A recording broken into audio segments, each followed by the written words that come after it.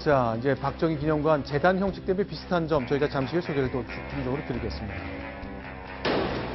자, 장소도 누가 정하느냐? 과연 이걸 어디, 현재 지금 마포구 상암동에 있는 거잖아요. 자, 김남준 기자께 좀 질문을 드려야 되겠습니다. 예. 위치와 관련된 얘기 저희가 좀 소개를 드릴 텐데, 이렇게 말합니까? 예, 그렇습니다. 통일을 대비해서 북한과 가까운 경기 북부 쪽에 짓는 건 어떨까라고 신원 그 미상의 남성이 말을 하고요. 네. 박근혜 대통령은 실제로 자신의 의견이 뭐 파주나 용인, 네. 고양 쪽, 경기도 북부 쪽을 의견을 적극적으로 얘기를 하는 그런 내용이 나옵니다. 자, 이제 파주와 고양이라면 이제 저 자유로 중심으로 이제 북한하고 가까이 접근할 수 있는 접근성이 좋은 곳이기 때문에 그럴 것 같은데요. 실제로 점심 식사를 나누면 나왔던 대화, 박정희 기념관 현재 마포구 상암동 월드컵 경기장 주변에 있습니다. 어디로 정할지 대화를 하네요. 소개합니다.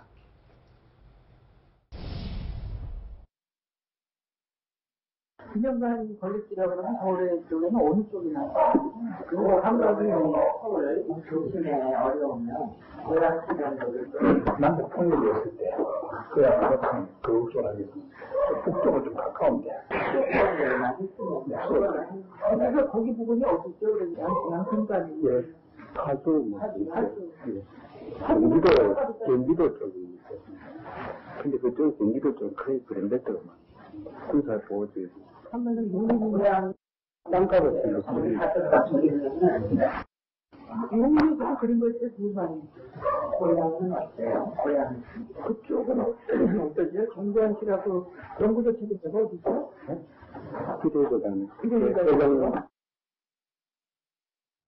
네, 이대재단. 이건 이제 경기도 남부 쪽 성남시 근처에 있는 것입니다만 어쨌건 재단의 위치, 기념관의 위치를 놓고 여러 가지 얘기를 나누는 장면이 보입니다.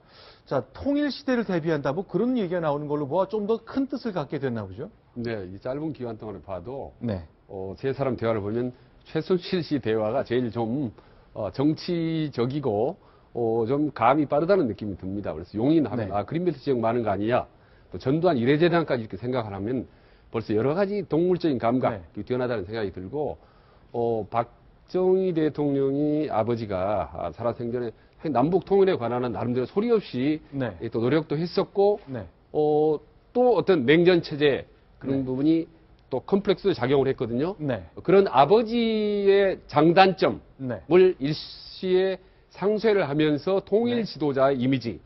그럼 그건 자연스럽게 했던 박근혜 대통령이 상당히 이미지를 메이킹하는 데 좀 좋다고 보거든요. 그런 점에서 아마 북한 쪽과 가까워서 해서 아버지의 어떤 통일 업적도 부각시키고 박근혜 대통령의 그런 통일 지도자 이미지를 동시에 일거양도 얻을 수 있는 지역을 좀 모색한 게 아닌가 하는 생각이 듭니다. 실제로 이제 해외 대통령 기념관이나 이런 걸 구경하기 위해서 관찰하기 위해서 외국 나가는 거 얘기인데 중국과 미국이라는 지역이 거론되는군요. 예, 그렇습니다. 중국의 그 손문 기념관이나 장제스 기념관, 그냥 대만이죠. 그쪽을 가서 한번 보자는 내용, 그리고 미국의 이제 링컨 기념관 같은 거를 가서 보자는 내용들을 최순실 씨가 직접 그 의견을 개진을 하는데요. 예전에 그 보도에서도 많이 나왔듯이 최순실 씨가 해외 순방 관련해서 박근혜 대통령의 어떤 뭐 옷에 코디도 만들어주고 일정도 뭐 봐왔다는 그런 의혹들이 주고 있었지 않습니까? 실제로 1999년 그 당시에도 최순실 씨가 박근혜 그 당시 의원이죠. 그 의원에게 어디 중국에 가서 한번 보셔야 된다든지 이런 식으로 일정을 뭐 얘기하거나 뭐 그런 식의 어떤 조언을 하는 그런 모습들이 담겨져 있습니다. 지금 화면에 보이는 건 제 대만에 있는 손문 기념관, 순원 기념관, 중국식 발음으로는 그렇게 부르는데 이제 중국 신의 혁명을 주도한 사람, 국부와 같은 존재다라는 것 때문에 저런 기념관을 벤치마크하고 싶어서 중국도 가보고 대만도 가보고 미국도 가보고 뭐 그런 대화가 오갔던 거군요. 그렇죠. 네. 지금 보시는 것은 여기가 장개석 총통을 기리는 그곳이죠. 중정기념관인가요? 네, 그렇죠. 자, 이제 대만의 수도 타이완 한복판에 있는 이곳입니다. 이렇게, 떠나간 지도자를 기념하는 기념관. 지금 이제 링컨 기념관 워싱턴 도시 한복판에 있는 것 보고 계신데 저런 것도 보면서 과연 어떻게 지어야 할지 글쎄 제가 기사를 확인해 봤더니 박근혜 대통령이 2000년 언저리에 미국에 가서 또는 대만에 가서 저런 기념관 봤다는 것까지 기사는 나오진 않더라고요. 네. 그런 거 보면은 최순실 씨의 어떤 아이디어나 건의가 이미 오래전부터 충분히 박근혜 대통령한테 많은 영향을 미쳤다. 그리고 실제로 그걸 또 행동으로 옮겼다는 부분을 알 수가 있는 거죠. 그러니까 이 지금의 어떤 국정농단의 사태가 네. 뿌리가 상당히 깊고도 오래됐다라는 것을 이번 녹취 과정에서 저희들이 또 여실히 느낄 수 있습니다. 자, 이제 이 음성 또 소개해 드리겠습니다. 이렇게 대화가 오갑니다. 대만, 워싱턴. 그런데 구심점이라는 말을 대통령이 강조하고 있거든요. 그 말에 유의해서 한번 들어봐 주셨으면 좋겠습니다. 해외로 견학 가야 될 필요를 얘기합니다. 그런데 그 워싱턴 기념관은 어떻게 정리가 돼 있어요? 몇번 얘기를 해서? 기념관 대만에서 장례식 통통 그래요? 대만에서 상당히 큽니다. 그러면 가지고 대만. 이거 네. 잘돼 있을 것 같아요. 국보 선물 짓는 것 그런 장례식 통통 위에 가서 자기들이 개선을 해요. 그렇게 해서 구심점을 딱 대통령이 기념관을 똑같았어요. 근데 이제 그런 거 많이 봐야 저희가 장래에는 되거든요. 그렇게 안 됐으면 몇 군데 가서 거기 보고 중국만 하시고 미국은 한번 가서 보셔야 될 것 같아요. 메모리얼이 제일 잘 되는 데가 미국이잖아요. 정확히.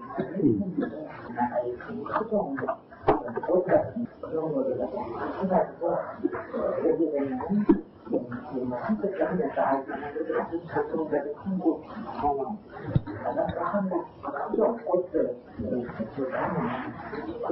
그거 경제정사 이렇게 자, 시간이 좀 지났는데 요즘에는 이제 디지털 녹음기라 깨끗하게 녹음되지만 그때 자막 없으면 참 이해하기 어려울 정도로 좀 잡음이 많이 들어갔는데 김남준 기자, 강아지 낑낑거리는 소리가 들리는 것 같기도 한데 맞습니까? 예, 저도 그렇게 들었고 네. 예, 그 소리 전문가도 이제 강아지 짖는 소리가 분명히 들린다. 네. 그래서 아마 그 있던 건물 주변이 주택가인 것으로 추정한다 그런 얘기를 했거든요. 그래서 그런 걸 봤을 때는 뭐 일반 가정집이나 뭐 식당이나 그런 것이 아니었나 지금 일단 그렇게 보여지고 있습니다. 근데 궁금한 게요. 이분들이 왜 녹음을 했을까요? 그 부분에 설명을 혹시 좀 들으셨습니까? 그 부분에 대해서는 사실 저희도 좀 여러 추정하는 단계이긴 한데요. 네. 결국엔 이게 박정희 기념관 건립 문제에 관해서 다양한 어떤 실무적인 얘기를 하고 있는 거지 않습니까? 네. 그래서 아무래도 회의록을 만들기 위하거나 아니면 그 회의 증거를 남기기 위해서 한 것이 아닌가 그렇게 일단 추정을 하고 있습니다. 아마 그때부터 박근혜 대통령이 왜 정호성 비서관이 그 네. 박근혜 대통령 지시를 좀 녹음했다고 그러잖아요. 그렇죠. 그 왜 녹음했냐 그 추정이 박근혜 대통령이 두 번 와가지고 아까 그 지시가 뭡니까 묻는 걸 되게 싫어한다고 그래요. 네. 그래서 아마 저 때도 의원 시절인데 이 실무자가 박근혜 대통령하고 최순실 씨 한 이야기를 잘 녹음해가지고 네. 두 번 묻는 걸 싫어하기 때문에 네. 혹시 그런 게 아닐까? 실무가가 그래서 녹음한 게 아닐까 이런 생각도 드네요. 그렇습니다. 자, 근데 지금 방금 저희가 말씀드렸지만 대만의 중국의 국부 순문, 순원 그리고 이제 장개석 총통 얘기를 할 때 박근혜 대통령이 구심점을 딱 이런 표현을 쓰거든요. 뭔가 중심이 되는 무언가를 만들어야 될 것 같은데 저도 이제 기억을 더듬어 보니까 박근혜 대통령의 말 습관 가운데 구심점이라는 말을 자주 썼던 거 아닐까 싶습니다. 그래서 저희가 몇 가지를 찾아봤더니 실제로 대통령은 이 구심점이라는 말을 종종 쓰셨더군요. 소개합니다. 그게 완전히 스크가 돼갖고 무슨 경제를 발전시키고 우리 국민을 통합시키는 구심점 역할까지 할 수 있을 거라고 저는 생각합니다. 앞으로 창조경제혁신센터 운영위원회를 신설해서 센터가 지역 내 창조경제 생태계의 구심점이 되고 성공할 수 있도록 지원과 다양한 의견을 수렴해 나갈 것입니다. 복지정책의 구심점이 되어주시기를 바랍니다. 뭔가 흔들리지 말고 딱 중심을 잡고 해야 된다 네. 그런 뜻이겠죠. 그 말은 맞는데 네. 언어 습관 같습니다. 네. 제가 그 판사 때 제가 무지하게란 말을 참 무지하게 많이 썼는데요. 저는 몰랐어요. 네. 그런데 나중에 우리 배석 판사님이 저보고 부장님 이거 아십니까? 저녁 먹으면서 네. 부장님이 무지하게 말을 무지하게 많이 쓴다는 거 아십니까? 그래서 저는 몰랐는데 나중에 보니까 그렇더라고요. 근데 대통령께서 구심점이란 말을 쓰는 거 어떻게 보면 있죠. 네. 이게 분산하고 반대말 아닙니까? 네. 이 때문에 대통령의 어떤 생각 자체가 네. 세상의 모든 것, 그리고 우주의 모든 것은 네. 나를 중심으로 이루어져야 한다. 네. 이게 구심점이라는 거 아니겠습니까? 네. 그래서 대통령의 언어 습관과 자신의 어떤 아까 지가 공중감 아는가 봐. 이런 거는요, 결국 자기가 그 중심이 돼야 한다는 거거든요. 네. 그래, 구심점이란 말이 그렇게 아마 쓰이진 않나, 물어보진 않았으니까 추측할 뿐입니다. 알겠습니다. 자, 지금까지 저희가 이제 채널A가 단독 입수한 대통령과 최순실 그리고 실무자 두 사람의 1999년 여름 대화 음성 관련된 이야기를 좀 나눠봤습니다. 자, 김남준 기자 직접 입수하고 취재하고 분석하느라 좀 수고하셨는데 오늘 말씀 또 잘 들었습니다. 여기서 인사를 좀 드리겠습니다. 감사합니다. 고맙습니다.